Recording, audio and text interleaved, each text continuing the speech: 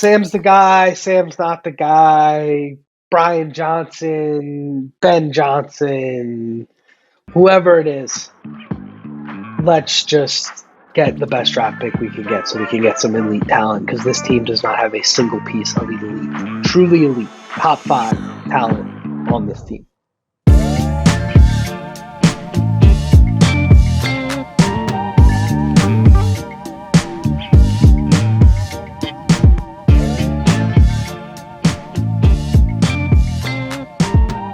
Pop, how you doing, man? Another day, son. Another day.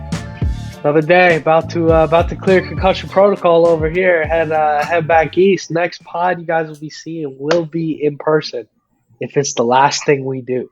But this podcast today brought to you by the Tank. We got the Tank Bowl this weekend. Coming up 1:00 on Christmas Eve. I can't think of any way you'd rather spend your Christmas than watching 2 4-10 football teams play. But you guys are sickos just like us, so you're here. You're fired up about it. And Pop, where's your vibe at? How you feeling going into this Jets game? Is it over yet? Is the season over yet? That's my vibe. This is like the most agonized. Usually you don't want football to end. You're dreading the end. It'll be great. The playoffs will be great, but this has just been agonizing, honestly. Has it trickled into other games for you too? Like, do you find yourself just less interested to watch football in general this year? Because that's how I'm feeling. Like, I'm so burnt out from this team just destroying me. There's a little degree of that. I didn't even watch the Eagles game last night. I was like, I'd rather play Madden. Now I'm still playing Madden like a sicko, but it's burning me out. I don't know how to describe it other than that. But we're almost there, guys. We're almost free. First question for today, Pop. Have we lost confidence in Sam Howell? Where are you at with Sam Howell? I don't know if you want to give a meter, but how you feeling? I think Sam's been the lead story all season. As you can tell by our video titles, we tend to get a lot of clicks when we put Sam in the title. Don't hate. Respect the hustle, right? Cool. Respect the hustle. But, I think we've got to be pragmatic about it in that if 3 weeks ago we were saying we thought he was the guy and that we were more impressed with him than not, I don't think now we can overreact and just say he's a bust and he's not the guy. Like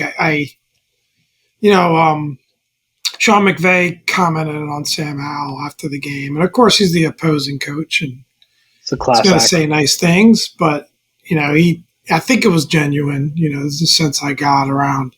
He still believed in him, thought he was a heck of a talent, and all those things. Hopefully he doesn't end up in L.A. But, I don't know.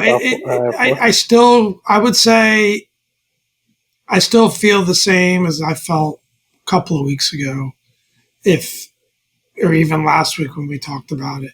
If there's a quarterback, if you're in position to draft a quarterback and there's one you really like, I've got no issue with trying to upgrade that position or creating some competition with Sam or doing something. But if it's Sam going into next year, I'm still okay with that. I'm not going to just shift and change and panic. I think he's hit a bit of a wall.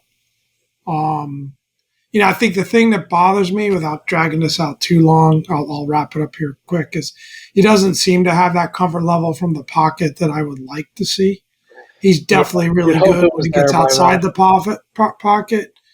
But, yeah, that was the thing. And I said it on the post game, like watching that game, the ball wasn't getting downfield. He was never hitting that back leg and throwing.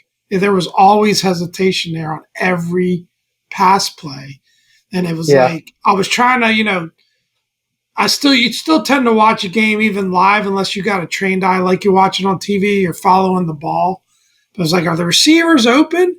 Like, what's going on here? But I think it's almost like he's at that point where maybe it's the pick six streak or something, like he's gun shy a little bit. He shook a bit. Yeah. And it's going to be interesting to see how he responds to that.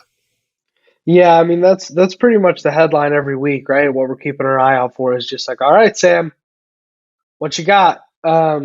It's getting to a point in the year where I think only one good performance is not just going to automatically save him and put him back into like we have our guy 1,000%. I think we just need to see more over the next 3 games because I think we've seen enough bad, regardless of how these next 3 games go, that can kind of cast doubt on the good. We've One seen a play lot that of really good too. we've seen a lot of good too, Not but we've recently. seen Not that's the recently. problem. That's the Yeah. problem is we've seen enough bad and we've seen enough of the same type of bad that it could really start to make you kind of open your eyes. But the one play that really stuck out to me was that interception when he got outside the pocket last week. And he's outside the That pocket, was he's awful. directing traffic, and Gibson is sitting there wide open for probably a 5 to 8 yard gain. And Lord knows when Gibson gets the ball in his hands in open space, every play could be a touchdown. Every play could also be a fumble, but every play could be a touchdown, right? So you're looking at that, and he could have hit him while he was in the pocket. And you see, he almost kind of looked at him, and then he said, "No, I'm going to roll out." Okay, rolled out, starts directing traffic down the field. Gibson is like, might as well be doing jumping jacks, still wide open. Nobody came over to him, and instead of dumping him off, he forces it over the middle. That's the kind of stuff that knocked Sam's draft stock coming out of college. That's the kind of stuff that you were worried about going into this year on tape with him, and we're still seeing those moments when his head isn't in it. And that's a concern because now we're starting to see some cracks in that mental. And we've talked ad nauseum about, I think, he's been put in a situation that's very difficult to succeed in, very high degree of difficulty. He's really got to thread the needle in terms of what he does this year and how he steps up. But the bottom line is some guys do it and some guys don't. And we're just going to have to wait and see. I think I'm interested to see against this Jets defense what Sam can do. This is a secondary that just gives everybody nightmares.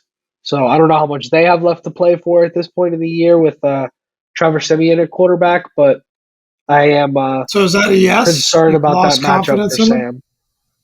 Definitely, You haven't really definitely. I mean, directly answered the question. I think everybody has to a degree. There was a Yeah. point in the year where you're going with 14 out there. We have a chance. This team might not be great, but he could stand on his head and give us something, and we're just waiting for him to break through. And I mean, there was a point in the year where we're talking about, hey, all he has to do is just keep on this pace this year. Next year, we're going to be talking about him taking that next step in the elite, right? And now we're going, But is he a it, guy? Do we have him? So, yeah, definitely have lost some confidence.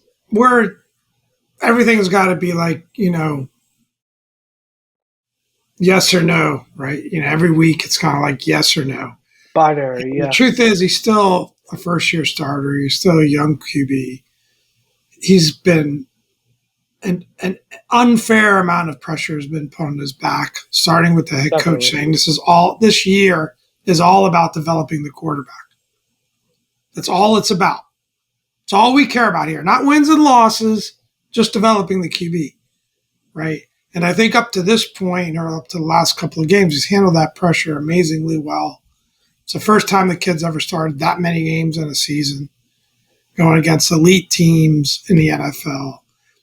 I another offseason could do him a lot of good, and I think he's only going to continue to get better as a quarterback. I don't think he's hit his ceiling by any stretch of the imagination. So, I'll maintain my position that if we did go into the season next year with Sam, I'd be all right with it. I'd like to see a little more of these next couple of weeks for sure. Quickly, though, what'd you think of, with a little bit of hindsight, what'd you think of Ron's decision to bench him? Did you think it was the right decision? And then his It's a reasoning non, afterwards. it's a non, it doesn't matter to me. I mean, I think if you bench Howell and Brissett comes in and then we win that game, you kind of go, what the hell are you doing? Um, we lost. Brissett came in, looked really good, had like 157.3 passer rating. Um, but it's kind of a non. I don't know. It doesn't move I the think it needle was. for I me. think it was a good decision. I'm with Ron on this one. I think he actually showed good instincts in taking him out. I think for a couple of reasons. Now, he didn't really explain it very well because he talked about the Rams pass rush, which wasn't near as bad as we've had in many other games. I mean, he only got sacked once. There were like 3 other QB hurries, right? He wasn't under that much duress, but what he was doing was protecting Sam from himself, from throwing more interceptions, from forcing it. He just wasn't having a good day. And I think sitting him at that point, letting him watch Jacoby run the offense, doing maybe a bit of a mini reset, I think it was actually the right call. I think it was actually a very good decision by Ron. You know, whether it leads to any improvement or not, I don't know. But, you know, I do think it was a good decision. Yeah, we'll see. I mean, there were points in the year earlier, specifically in the Buffalo game, and in that first Giants game where I was kind of looking to make that change. So it's definitely something that I've wanted earlier in the season. Just kind of at a point now competitively where I'm like, okay, competing is not really the main thing here. So whatever, just let the kid get the snaps, I guess. It doesn't make a huge needle move for me, but I think you're right. I think that's a good insight on that there, Pop.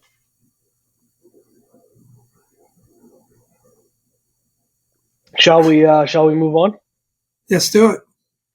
Got a couple of quick hitters here.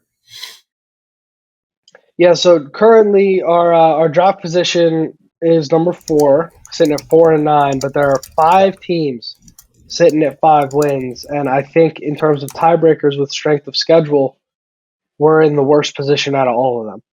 So we would topple to 9 if we win and they all lose. And that's because we have the easiest schedule? I would imagine that's because we have the hardest schedule. I would think if we had the hardest schedule, then we would. I guess you're right. They're saying because the harder if you get right, your wins mean more. Go ahead, do the science for the people. Break it down. I got it. If your wins mean more if you have them against a tougher schedule. Theoretically, if you have a tougher schedule and you play harder opponents, you're a better team if you have the same number of wins. That's what they're saying. It's crap because we just rolled bad in our division. I think we suck as bad as any other team in the NFL, but we just happen to have the 2 best teams in the division. Got to break a tie somehow, right? In our division, but is what it is. That's where we're at. It's tankathon time, baby. Been checking in almost every day, playing scenarios out of my head. But, yeah, let's get into the scouting report. What do you say, Pop?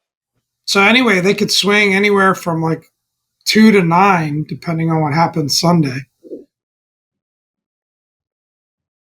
Yeah, because they got the Cardinals and Pats only 1 game better than them or 1 game worse, and then there's 5 teams sitting with 5 wins, so it could be a big difference. So, you want to get into the scouting report? Let's do it. You good for that? So, pretty simple. To keep an eye out for the Jets. We could talk about all their weapons and whatever, but kind of irrelevant because Trevor Siemian's at quarterback. So don't expect much from them offensively. Breece Hall, you want to keep an eye out for in terms of what he's capable of doing on the ground. And defensively, they have probably the best, most well-rounded unit in football. That's just the bottom line. So it's going to be a tough matchup for us, I think. Just in terms They've got that young receiver too, right? Garrett Wilson, yeah. Garrett Wilson, right. But somebody's got to throw him the ball, and you've got basically our Ravens insider back there at quarterback. What secondary would you rather play in the league, though? Well, that's the thing. What I was just about to say, matchup-wise, is that their secondary is so good against our struggling offense, and our secondary is so bad against their struggling offense. That's going to be a little rough for the boys, I think. Maybe Emmanuel Forbes comes off the bench and balls out. All 6 snaps he played last week. Oof. Number 16 overall. Yep. Good thing we passed on that Brian Branch kid. He's a bum. Anyways, so do you want to get into our keys, or you got anything else you want to talk about there, Pop? Let's go keys. Why don't you get us started on the keys? Hit us with. All right, I'll take us through the keys. Dom's a little bit needs a little bit of a breath here, so I got it. So, what we want to see, and Dom, you could chime in. Let me run through these, and then you can chime in and give your thoughts. We want to see the good Sam Howell, right? So, unfortunately, we're in that situation. We got the good Sam, got the bad Sam. We need to see more of the good Sam this week, obviously. Philly Sam. Now, if you're going for the tank, maybe we should be reversing these things, but maybe the opposite of this should happen if we want to lose. So you decide. Yeah, we're going to do keys to a loss next. It's just the opposite of this. Defense, let's show up against the Jets. Dom just broke it down perfectly.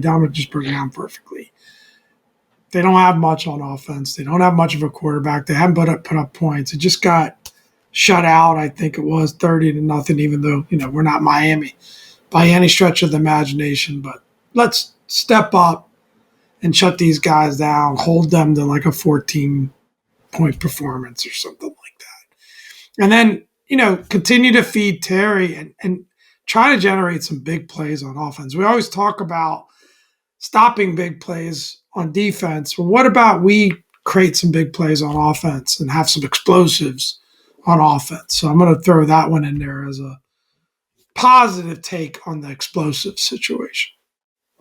Anything to add to that? No, Pop. It's astute.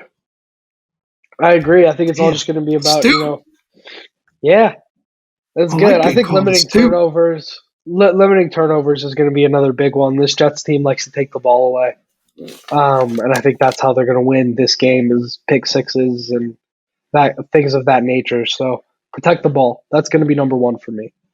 Yeah, they could win. They could definitely win it on defense, especially the way we've been performing lately. So, it'd be nice if we get B-Rob back. Yeah. So Jets are at home. I don't think we're going to see B-Rob for the rest of the year, but that's just a guess. That's a good point. I don't have any reporting on that, but I think they're not going to waste any miles on him. Jets. It's probably a smart move. If you're him, why would you? I mean, you're embracing the tank, right? Definitely. You're fully embracing the tank. I'm kind of on the fence there. But Dominic is fully embracing the tank. Sam's the guy. Sam's not the guy. Brian Johnson, Ben Johnson, whoever it is.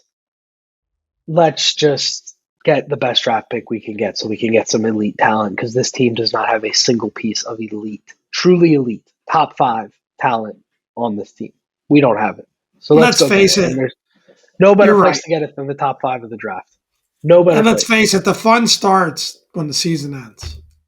That's when this podcast becomes fun. And that's why I'm embracing the tank. Let's Still get fun. The loss.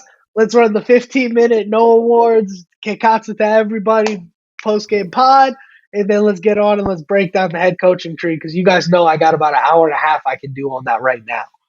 So, but we're going to be breaking down some playoff football, so that's going to be fun. That too. Yeah. That too, exactly. And I'll be back in Maryland where FanDuel is A-OK. So it'll be a fun few weeks there.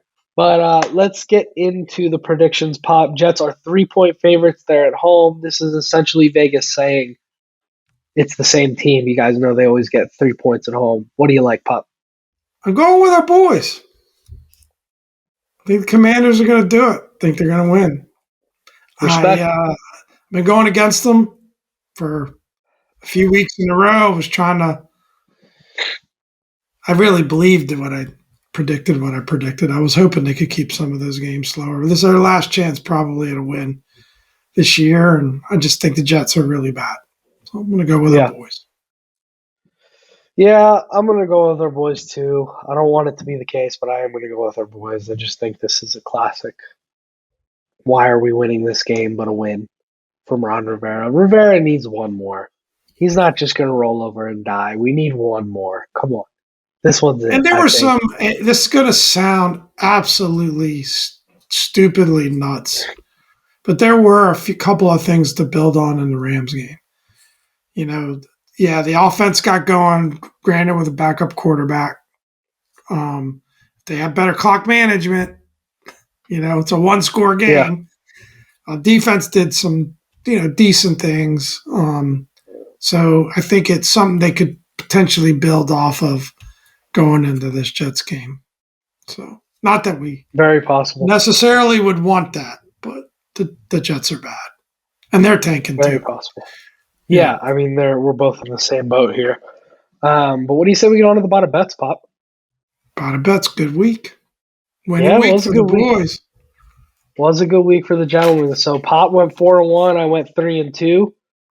So I still got a 2-game lead on Pop, it looks like. So Pop's 36, 35, and 4 on the year. I'm 38, 33, and 4. Both winning records. I'm coming for you, son. I'm coming for you. Doing good. The operation's looking good. So Thursday Night Football, Saints at Rams. Rams are 4.5-point favorites. What do you like, Pop? Saints at Rams. Rams are 4.5. It's a tough one. What would be what I said? Rams at home. I'll go with the Rams. Not like they had to break too much of a sweat. And they didn't have to travel, so I'll go with the Rams. Yeah. Yeah, I'm with you. I'll take the Rams there. I just don't have any faith in the Saints. Saints I suck. think they're a better football team overall. And Stafford's pretty impressive. Yeah, he's still a very good quarterback. He's pretty impressive. Bengals 1.5-point favorites at the Steelers. The backup quarterback bowl here. What do you like, Pop? I'll go Bengals. I think they've just Bengals, been and playing better football recently. That's a Saturday game.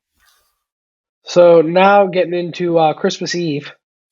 Sunday, 1 o'clock, Lions 3-point favorites at the Vikings. What do you like there? I like the Lions there. Did you pick the Bengals game? You picked the Bengals as well? I didn't pick it. I'm going to take the Bengals, though. Yeah, I think Browning has... Well, Chase might be out. I think Chase is out. I'll go Steelers. Okay. I'll go Steelers, which means lock in the Bengals because I just doubled back. But I'm going to go Steelers here at home. No. Let me take the Bengals. You get one change. How about two? Every time I'm sticking Bengals because every time I switch and pick the Steelers because they're playing at home, they screw me, and they're on a real tilt right now. So I'm going to go ahead and take the Bengals. All right, got you down. I can't. It's a wonky year this year. The system of Mike Tomlin getting points at home doesn't work anymore. Sunday, 1 o'clock, Christmas Eve, Lions -3 at the Vikings. What do you like, Pop? Lions. Yeah, Lions are. You would take them here. I think I'm going to take them as well. But that Vikings defense has been pretty decent in these last few weeks, so something to keep an eye out for there. The Lions' offense is pretty decent too. Yeah, so I think that'll be a pretty good game, honestly. Sunday, 4:25, Cowboys at Dolphins. Dolphins are 1.5-point favorites here. What do you like? You go first. You go first. I'm taking the Dolphins. Me too. Yeah.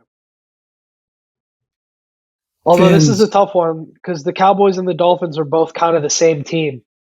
They put up really great games against really bad teams, and then they kind of struggle against good competition. But I think the Dolphins are starting to put it all together. Defense, offense. You're right. It's against some bad teams, but I think they're starting to put it all together, and that offense is just, powerful. It's a close matchup. I mean, it's a 1.5-point game, and Dolphins are home, which means, the Cowboys would be favored on a neutral site. But yeah, it should be a good one. It's going to be fun to watch. Yeah, that's definitely going to be a fun one to watch. And then you got Patriots at Broncos. Probably going to skip this one. Broncos 7-point favorites. What do you like there, Pop?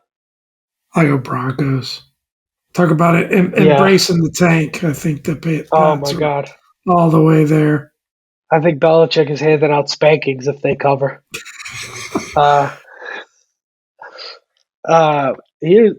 Never mind. I'm not sure he cares if it doesn't look like he's going to be there next season. We'll see. Monday Night Football, Ravens of 49ers. 49ers 5.5-point favorites. Game. What do you like there, Pop? That's going to be awesome.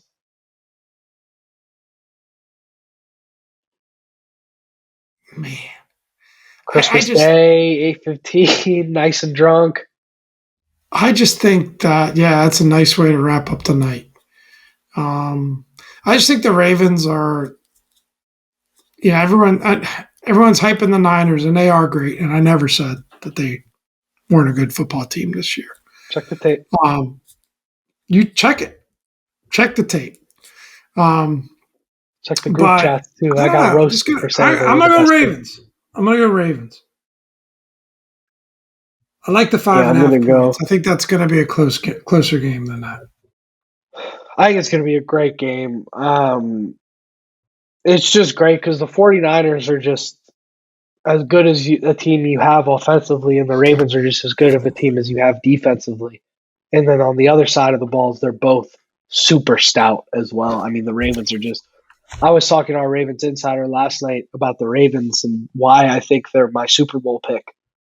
And they can just beat you He's not in real any happy with you way. saying that, by the way. That's his problem. I'm finally giving the boys some credit. I'm finally giving the boys some He's credit. playing the hedge. He's playing the hedge, the insider. That's fun. It's very I wouldn't uncharacteristic of him because he's usually super confident in his I boys. wouldn't know how to handle that level of prosperity as a fan. I've literally never experienced it, so I can't judge. But yeah, the Ravens can just beat you anyway. There's not they can choke you out on defense, they can beat you on the ground, they can beat you through the air. There's not one thing that team can't do well right now. And the same could be said for the 49ers. So I'm gonna go with you on this one. This is a little bit of Damn, a he's just riding strategy my coattails because today. I don't want to give up a game. This is also a little bit of 5.5 points, I think is a lot. That It's a is, big trip. you get the cacots of the podcast for riding my coattails like that. Five and a That's half points. wrong. 5.5 points is too much. I'll take the You Ravens. know you want to pick the Niners. I'm going to be right if I pick the Niners, but I'm going Ravens. I All don't right, like the well, we're Niners here. locked arms. We picked every game identical. Too much. Well, we'll see. People, decide what investments you want to make Here's the problem, though. with that information.